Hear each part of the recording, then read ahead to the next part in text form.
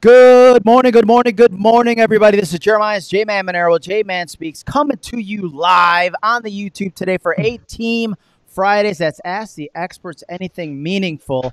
I sometimes forget the M. And we are happy to have as our guest today, let me bring her up on the screen. We have Kristina Smallhorn, a.k.a. Your Real Estate Whisperer, coming to us from Louisiana. I always forget what part of Louisiana. Help me out.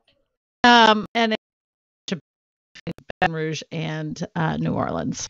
Okay, excellent. So while we're waiting for people to kind of hop on with us, why don't you give us a little bit about your background, how you started in real estate, how you get, I think we originally met, man, it was some kind of live streaming group or video related, right? I don't remember exactly. I don't remember exactly either, but I just know that we became instant friends.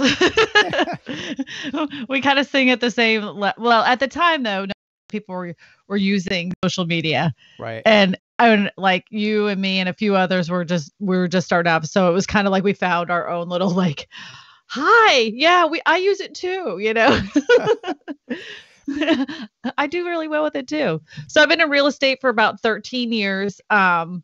About 2.5 years ago, I made the switch from using Facebook exclusively for video to using YouTube exclusively for video. I've been on YouTube kind of just dumping videos like most real estate agents do. Right. But I got like full on into it after Facebook became a pay to play platform. And I'm just like, mine are educational videos. There's no way I'm going to pay advertising dollars to watch.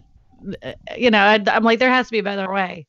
So I'm like, if some 13-year-old kid can make it on YouTube, Right. well, making puppets with his fingers, I can do this, So I was like, all right, I'll figure it out. Well, it took several years to figure it out because there's no books or anything else when it comes to real estate about building a YouTube channel.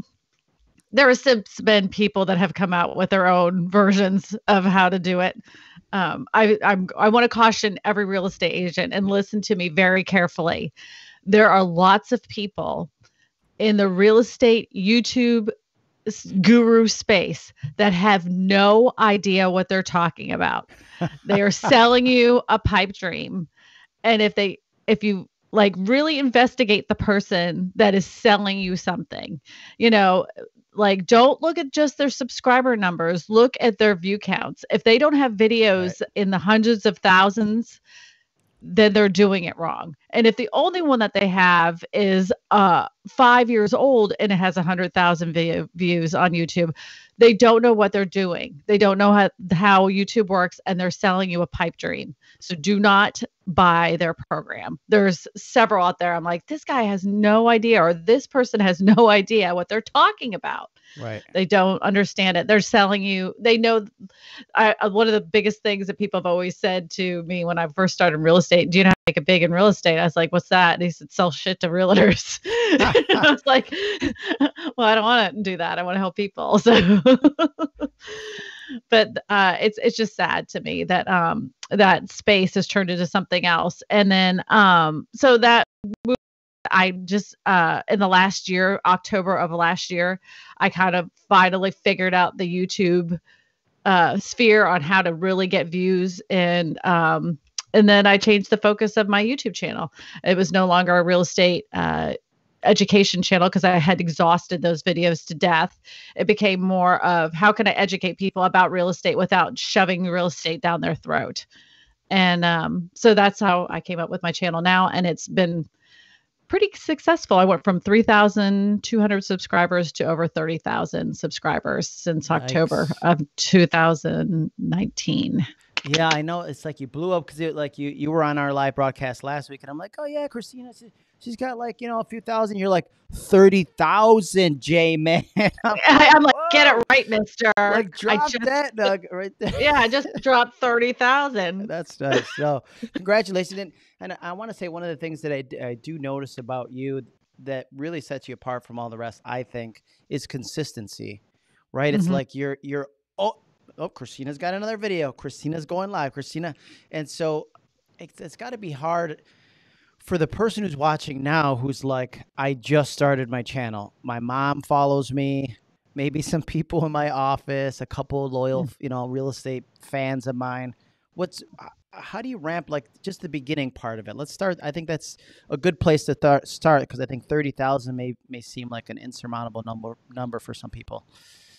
Yes, I think there you have to have a content creation plan prior to even hitting the record. And in that plan, think of it like a series or a television show. So each one of those playlists will have shows, basically. So if you were to do one a month, I'm sorry, if you one a week, content, 4 pillars of content, 4 funnels of content, whatever you want to call it. 4 chapters. 4 chapters. Each of those chapters you're filling up with more videos. So you can have one funnel with home buying. You can have another home selling. You can have another one about staging, and you can have another one about your area. But follow that pattern for 90 days. 90 days. And you'll see what your audience likes. If you let YouTube do its thing, as long as you're not dumping that link on Facebook and LinkedIn and other things, you'll leave it alone. Just share it on YouTube. That's it. Just let it publish and do its thing. You're going to be much better off. Another thing that real estate agents get wrong, and this is like a perpetual thing, and I used to even always say it all the time, was you have to have an SEO rich title. If you don't have the most optimized keyword phrase in your title, it's never going to be found by the YouTube algorithm. I said it. I always said it. And that's just not how it works. Because as optimized as you think that is, which I have videos that literally check off every single box in the optimized SEO terms and everything else. Yeah. In your mind, you think it's going to blow up, but you still have to count on a human being clicking on it. Right. So you're trying to predict how a human being is going to act, and that's next to impossible sometimes. Right. But if you think of it like a newspaper article, if you think of it of like a rag magazine, like the National Enquirer, what gets people to click? It's that compelling title, that makes you go, what? And the picture that goes along with that title. So that's your thumbnail. And as critical, I used to think of a thumbnail as like the afterthought of a video. Like, I'm like, oh, I did this video. What should I name it? What should I call this thing? And I'd grab a screen grab, dress it up a little bit, throw a bright pink background on it, and call it a day. Right. How this works. That's how any of this works. Have a kind of photo that will grab people's attention.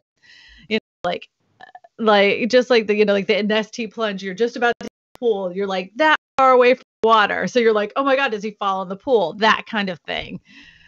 So. Okay. So, using that strategy, where do you, because it's like you have a pretty good variety to what you post. Once you've been doing it for a while, it's like, okay, you're not recycling stuff. You're coming up with like new stuff all the time. Where do you get your ideas from? I mean, you're a creative personality as it is, but like, do you research? I mean, because some people just aren't creative, right? I mean, I talk to them, and like, I don't know what to do. And I'm like, well, what did you talk about with your clients today? Well, I just follow what other people do. Okay. Honestly, right. I follow what other people are doing that are successful at doing it. There might not be a version of what I'm doing in the real estate field, but I can adapt that to real estate and see if it works for my audience. Some things don't work. I mean, I'm always trying different types of videos. I'm always trying that. It doesn't always work. But I'm trying to find an audience that responds to everything I have. There's lots of videos that I try that don't really work, but there's some that do for myself. Sell disasters, nightmares. I did that for me because I have hundreds of pictures, photographs of houses that I've been in. Friends of mine have been. Yeah. We all share the child that are just tragic. People love it. Has it taken off? It's one of those things that when I'm filming it, it makes me happy. So I'm doing it, So when you you first started, you're kind of like the one woman show a lot of the time. Like when you first started, you were doing, not only were you recording your stuff, you were playing multiple parts. Some of the video, right? You're playing multiple parts, which is that's a whole nother discussion. Like I Yeah, think, well, goofy. I'm yeah. I goofy mean, as I those. go. Well, that's what I want to kind of like accentuate that because like if you are goofy or silly or like you feel like you have multiple personalities, like let them out and let them shine rather than hiding it. So how did you come up with that stuff? Did you just say, okay, I want to just do this. Here's my idea, and you kind of script it out? I think it's because I watched a lot of television. I was a sickly kid, and so I was stuck at home. I wasn't allowed to go outside. Bad immune system. So they were like, you have to stay inside. So the only thing that was left for me to do was watch television. So I watched a lot of like Nickelodeon as a kid, cartoons. Nickelodeon.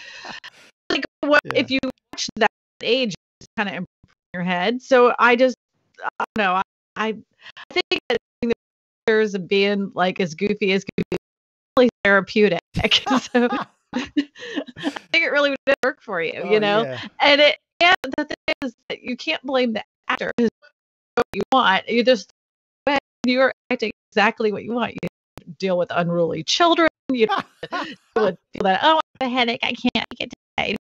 You you can act out all those scenes. Hey, Yeah. you won. Yeah, I love that when people, they're like, "Oh, how could why do you do that? You're so silly." And it's just like, "Well, that's who I am." And I'm okay with that. I think that's the first step for so many people is kind of like realizing like it's okay at some point because somebody told you being professional is to be serious. Mm-hmm. I mean, you're case in point, right? 30,000 subscribers. I got a lot of hate. I got a lot of hate from real estate agents when I first started doing this. They're like, "Are you sure you want to do that? Because it's so unprofessional. You're going to be turning off a good portion of buyers and sellers." And I'm like, "Well, Right. good. Those are the people I do not want. Those are the people that make me want to scream at the end of the day. So if I have them not in my life, I'm okay with that. I don't know. I am a creative person, so I need that outlet. And uh, in order to make it in real estate, you have to be extremely structured. Extremely. Like if you're going to make the high dollars, Right. you got to be extremely structured. But this part of YouTube is so creative. There's structure, of course, but there's no like you can be as creative as you want to be. So that's why I like it. So, what does a typical week look like for you? How far in advance do you like plan things out? Like you just came back from Vegas where you were filming something. Um, did you plan that out a month, 2 months ago, or do you have your content planned out kind of for the whole year and kind of modify it as you go? What is your Yes. strategy like? Yeah. So, like I said, like those pillars, I do those little Yeah. pillars. I follow that pattern every, once a week. I know exactly what I'm going to make, but every week it's always like, even though I have a good idea of what should be in that pillar of content. Sometimes I'm creative and I'm like, I don't want to do that. And then I'll do something else. And I'll throw in like a video on a Sunday, but, yeah, I don't know. I know what I'm going to do every single week. So I make a video that around that particular topic. I'm just trying to, since I found a new audience, I'm just trying to see what they like other than just looking at alternative housing. Right. So I know you did for a little while. You were doing trivia, right? You did the real estate Stop trivia. that. Mm-hmm. You Stop that. You stopped it. How come?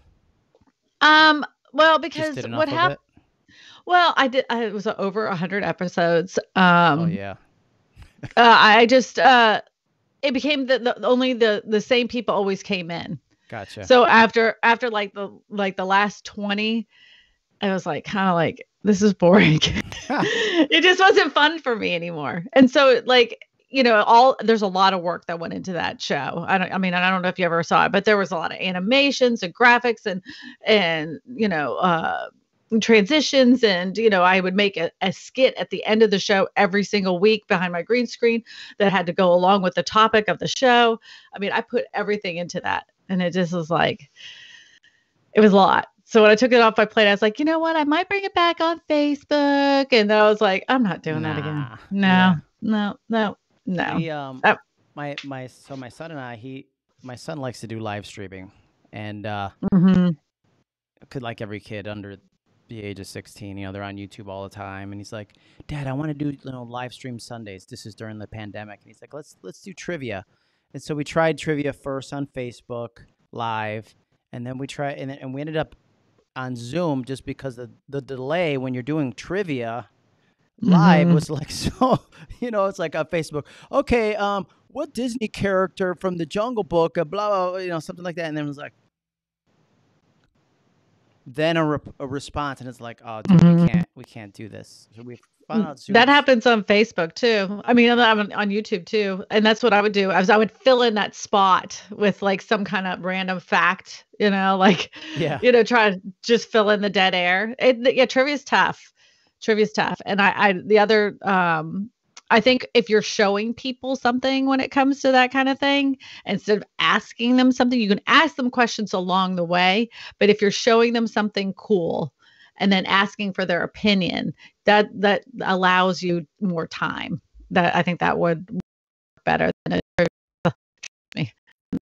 Got it. Got the card. Yeah. Good.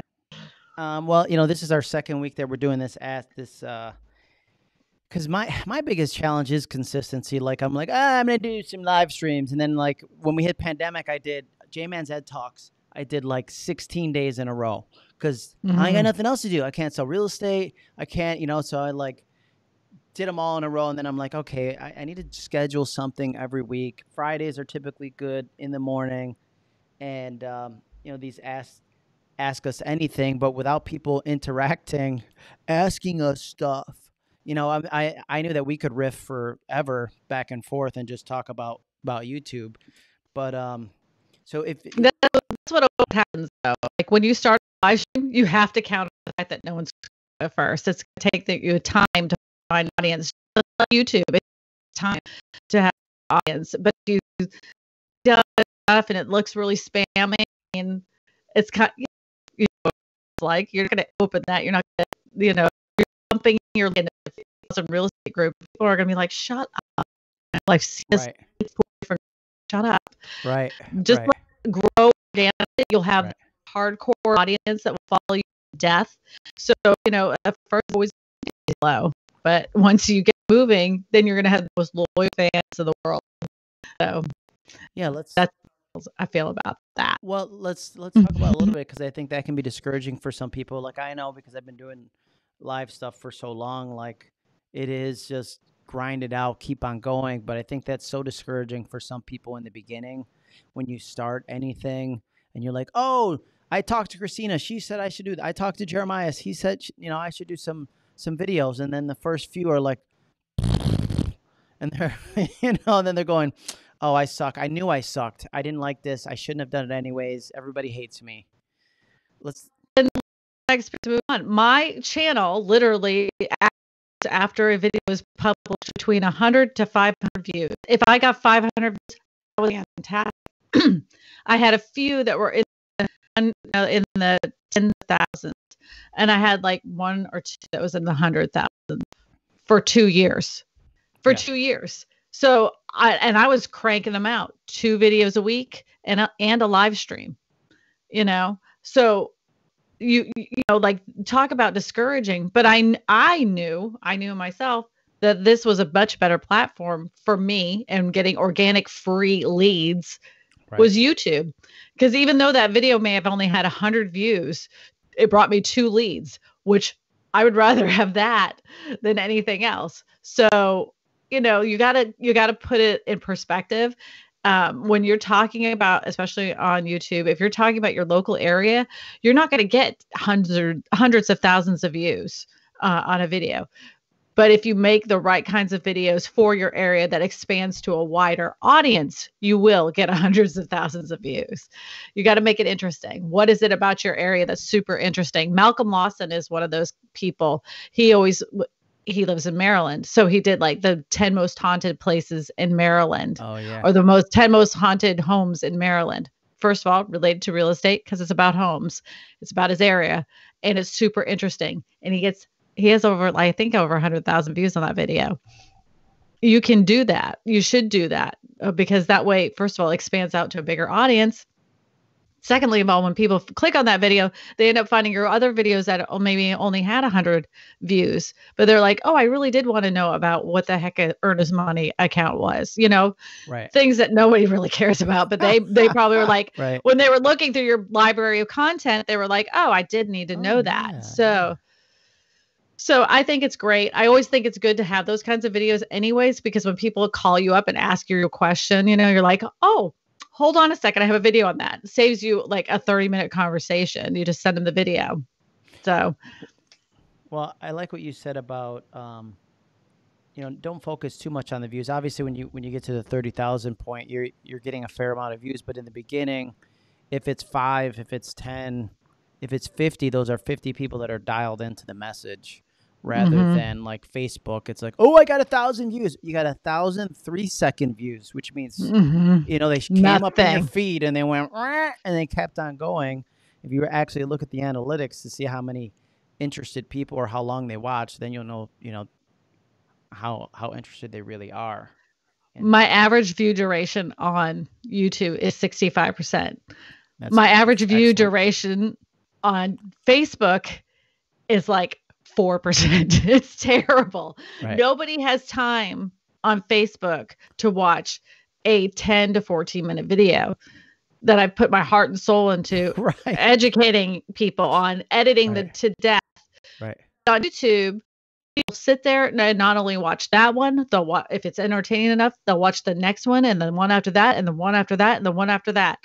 They will take the time and watch your videos because that's what they're there for. Like Facebook is like shot of espresso. The people are fast. They're just getting there. They just want their the quick headline read and out the door. But on YouTube, they're watching television. They want to be entertained. They want to get a little education out of it, and they will binge watch for a long time if you have loyal following.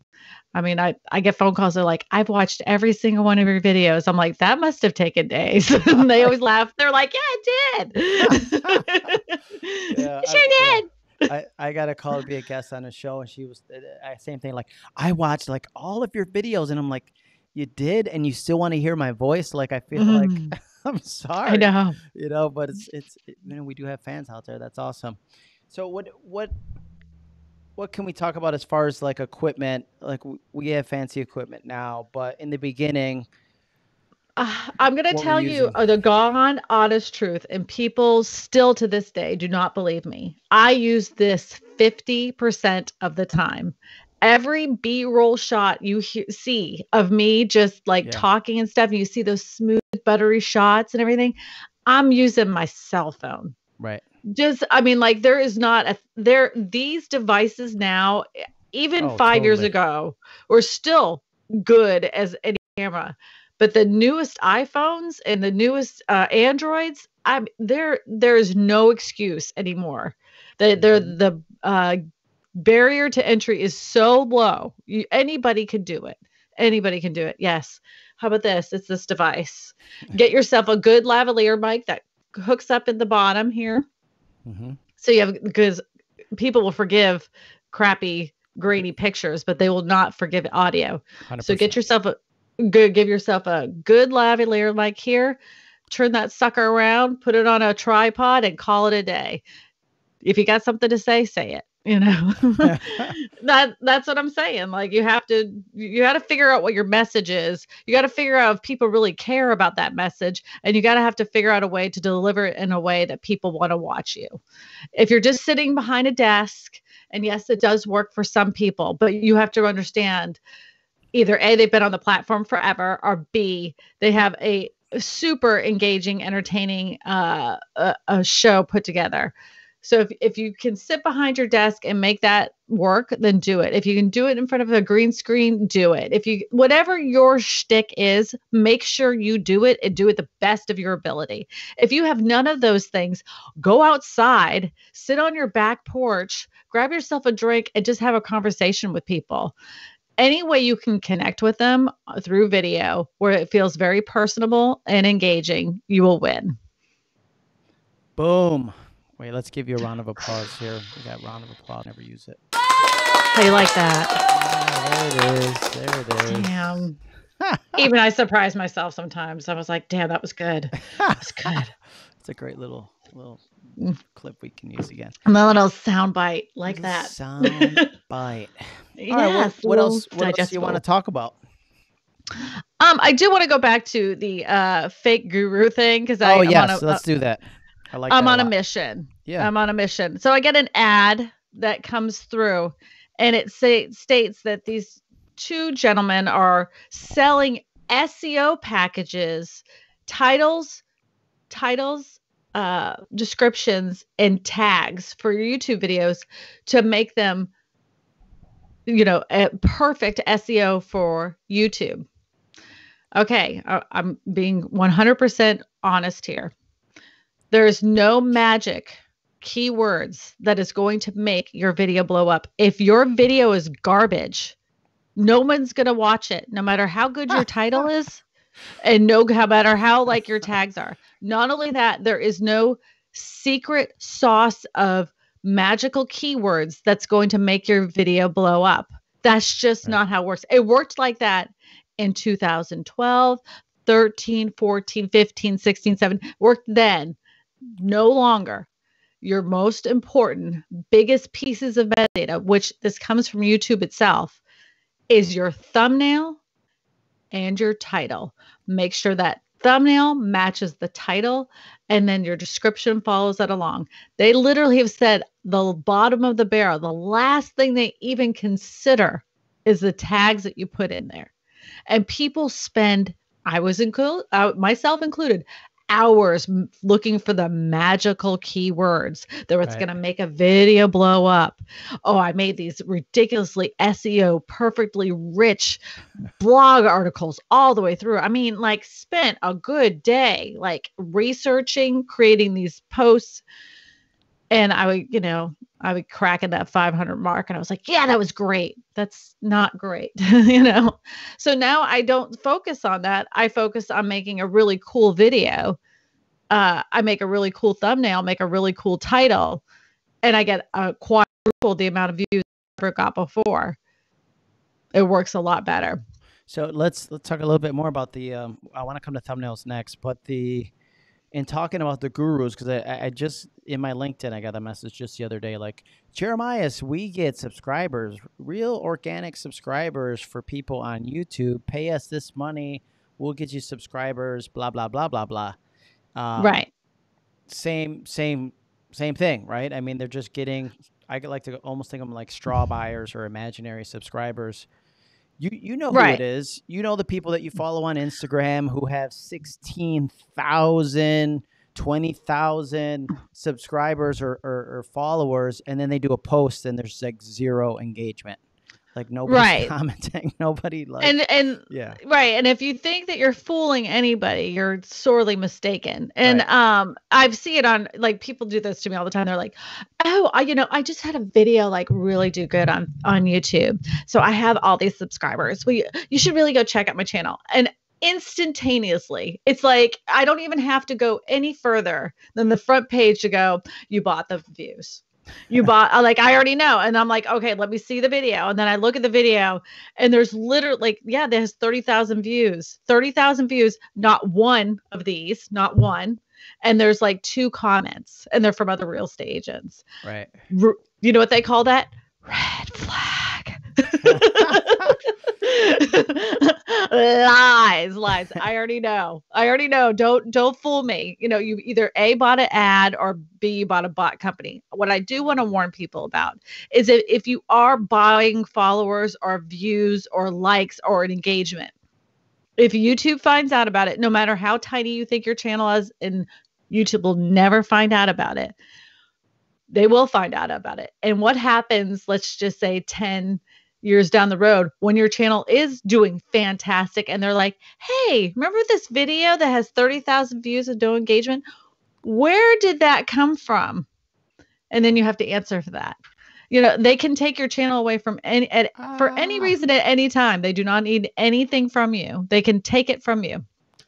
Yeah. So go ahead. Follow the rules. I mean, just suck it up, Buttercup. You're gonna suck for a little while, but then you're gonna get better. I was, and just kind of piggyback, but there's no shortcuts to success. Mm-mm. Grow it organically. Do it the best you can. But I had an experience with my Facebook page, and I try to do everything organically. I don't even run Facebook ads, and I had a couple like back-to-back sessions right during the pandemic, I think, and I had like 500 on a webinar, 1,000 on a webinar, and like people were going to my page a lot and interacting with the bot, the messenger bot that I have, and then Facebook thought it was a robot and just they shut down my Facebook Messenger. They're like, "Yep, you can't use Messenger anymore," and I'm like, This is a mistake. I tried to appeal it, but because it was during the pandemic, they have less people working. It took 30 days for me to get my Messenger back. 30 days. I'm like, what the fuck? That message bot thing was a thing for a minute, and I still can't get mine off of Facebook. I put it on there when the bots were like a thing, they had this message bot, and I cannot. I've tried to take it off of there 1,000 times. I can't get it to come off. Yeah, but they're not like, people don't like them. They know it's a bot. Nobody likes getting a spam message. No one likes when you get that instant reply of, "Hi, I'm sorry, I can't get a hold of you now, but if you want to text me," it's like, "No, I'm messaging you here, jerk." If don't message me back with a bot, just say, Well, I was using it mainly for like keywords, like, okay, you want to know this thing that I'm talking about right now live, send this keyword and you get the resource. So it's more resource driven that way. Right. I 100% agree. At any point where if somebody wants to have a conversation, we're going to have, it alerts me and then I can have the conversation. But, it's like any of these, whether it's Facebook, Instagram, YouTube, you're not going to win. They make a decision. Even if it's the wrong one, you can try to appeal it. But what are you going to do? You're not going to hire an attorney. You're not going to, one other time they unpublished my page. Same thing. It was like a lot of traffic in 1 week. And on a Friday, they unpublished it and I appealed it. This was pre-pandemic and I didn't get it published again until the next Wednesday. So it was like 4 or 5 days where it was unpublished, which in the social media world is like a year, right? People are like, "I can't find your page." I'm like, anything on my Facebook business page anymore. My business page, and that's the only thing I do. Nobody goes on that page. If anybody can find me a success page that's one sole person, I'd love to talk to them, because everybody I know that has successful pages, 3 virtual assistants running the whole thing, and they're still paying to play. Yeah, and pay to play for sure. Yeah, I like free myself.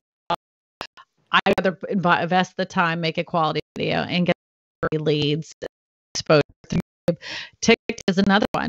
Man, if it makes it work, people are like, "It's for now."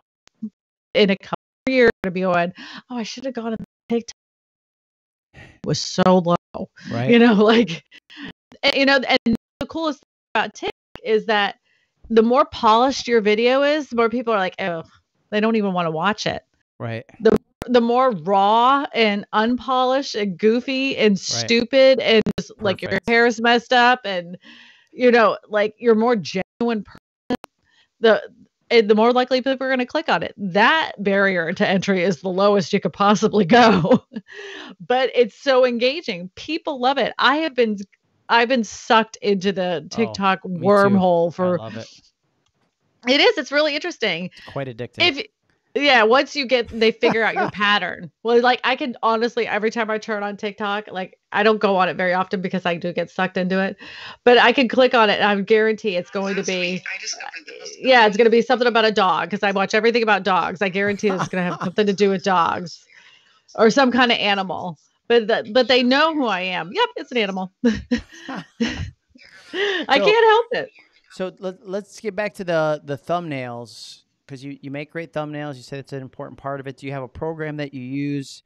Or maybe you could post it we'll post it in the comments of this video I know you've done videos of you making thumbnails, so I think maybe that might be the best way to do it. But what are just some quick tips for the folks on thumbnails? Okay. This is the simplest tip. Super easy. Don't try to reinvent the wheel. Find other people that made videos on the topic that you are trying to make a topic on. Find the best one that has the most highest clicks on it, the most amount of views. See what they did in their thumbnail and copy it. That's it. I mean, of course, make your own version of that same thumbnail, but do that. The thing I want everybody to do is do not title of the video on your thumbnail. That is the biggest tragedy of them all. Why you already know what the title is from the title. Right. Yeah, title. Don't put it on the thumbnail. Make that, you have such limited, tiny space. Make that a picture that makes people go, "What the heck is that?" Right. One click on it. Don't fill it up with a bunch of words just to fill it up with a bunch of words. Make sure there's blank space. And just because some guru told you that you have to stick your face to the right and you have to put the words over to the left, you have to, like, just because they gave you a template is not the template for real estate. Look at people that have been successful on YouTube channels with, thumbnails. Follow their pattern. Don't follow what some guru told you, because a good portion of them have no clue on what they're talking about. They're just spitting out information they learned from another guru. Those damn gurus. Well, I mean, and I look, they're in the YouTube space. There is many gurus. Many of them have no clue on what they're talking about. None whatsoever. But I definitely took the time to figure out who, first of all, can connect with me. Secondly of all, is showing the proof of the pudding. Did they got the views? Do they have the engagement? Right. I mean, like, well, let me see what you got, or show me clients that you have. And then once I found that person, I was like, well, I will do whatever this man tells me to do. And I still don't understand everything he explains to me, but I'm getting there. I'm going to figure it out. Next year, this time, I'm going to have over 100,000. I know it. Nice. So, anything else for me? No, I think we can kind of wrap up, but I want to make sure follow you. It's youtube.com/ what is it? Your real estate whisperer? No, it's Kristina Smallhorn. Oh, YouTube easy. / Kristina Smallhorn. Easy enough. Excellent. So make sure to follow her, because if you want to R&D, like she's talking about, rip off and duplicate, she's doing some good things. Everybody does it. Yeah.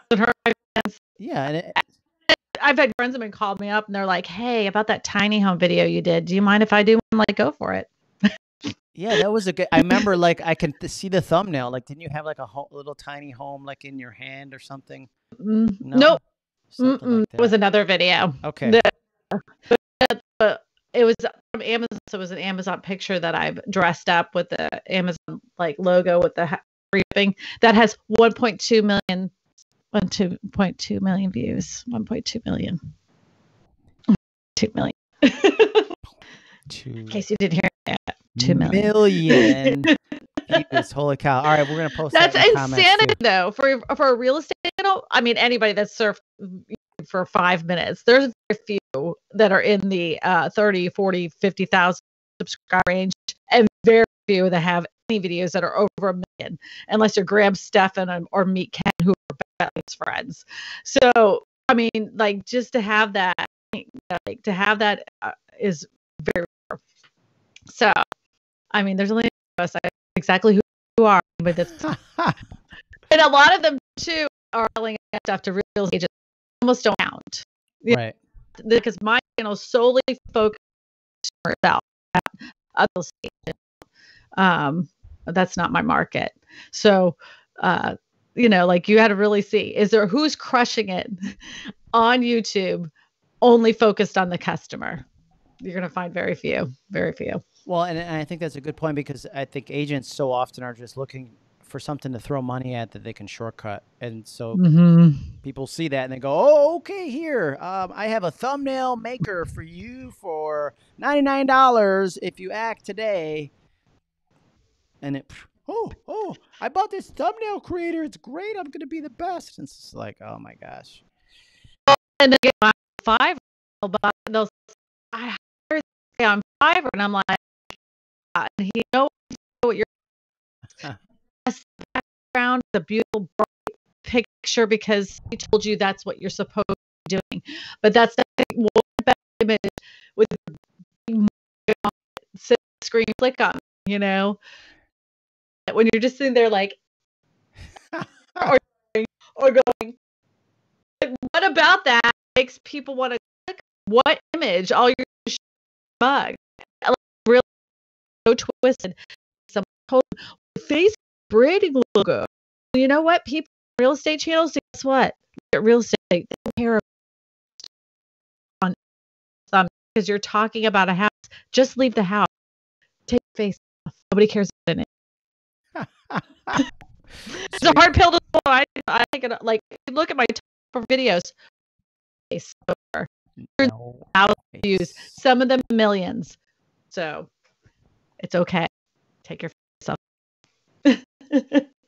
All right, so Kristina, thank you so much for being here with us today. I'm sure we're going to get a lot more views on the playback, and we'll have more questions, and maybe I can forward them to you. But they're going to follow you. I've been following you, and I really appreciate your time. Hopefully you can come back, and we're going to be doing some virtual conference type stuff, so hopefully we can get you involved with that as well.